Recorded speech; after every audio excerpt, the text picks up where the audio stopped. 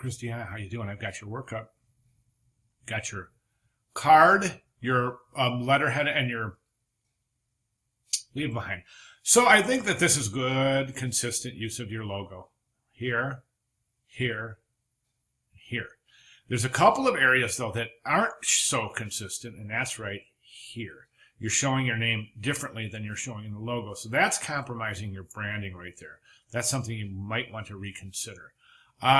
Another thing is that you're using these little icons right here, but you haven't used those before in your branding. So why introduce them now? Do you see what I'm saying? Again, pointing to just some inconsistencies in branding. So I'm seeing, speaking of consistencies, let's take a look at the logo, at the letterhead next to the card. And I think there's something very obviously that we see, and that's that the card has this frame around it. I'm against that. I'm going to tell you why. Because this is your mark. This is you.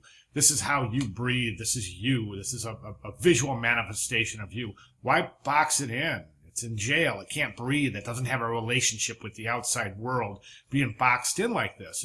It just doesn't have this relationship with infinity that it should have. And I think that's really important, as we can see how boxed in and how it looks like. I feel like I'm getting my hair pulled looking at this. I'm just like, I can't breathe.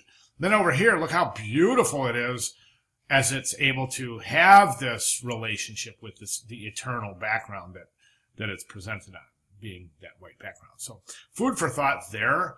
Okay, and then we go to... So that's a nice presentation. Now, anymore, it's really kind of, you can design the back of your card. The time was where it was too expensive and cost prohibitive, but with digital printing, it's a no-brainer. I mean, if you want to, I just want to let you know that feel free to design the back of your card if you want. Business card, and then your leave behind piece. Now, this leave behind piece looks like it's 17. Let's see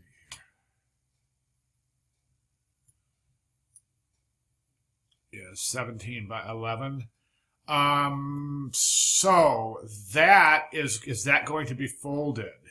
We can't really tell. And if so, where are the folds going to be? That's the main thing I'm looking at here. Is we can't tell how this is going. 17 by 11. Presumably, it's going to be folded. I'm guessing that these are the quadrants that are going to be folded in. 1, 2, 3, 4, 5, 6. But that leaves the back side of this. What happens to the back side when it's unfolded? It's just blank. Again, we have this opportunity to show your work and to be a little bit more expansive. Think of how the viewer's going to look when they get this and they open it and they look at it and then they turn around the back and there's nothing on the back. And then think about the difference in that reaction if they turn it around and look, oh wow, there's more on the back. There's something on the back. Something. I'm not saying it has to be more work. I'm just saying something should be on the back of that. I think it's pretty important. Our book and some of our course materials recommend that you don't use your image in your branding. I'm okay with it in the leave behind piece because presumably you have just completed an interview. So this is a good reminder, seeing that, presumably, as I said, you're going to be handing this to somebody on the way out of an interview. So I'm okay with that. Food for thought, though, that the book does recommend that you don't use your image in. All right, so good job. Any questions or any other comments at all, please feel free to let me know. All right, good job. Thank you.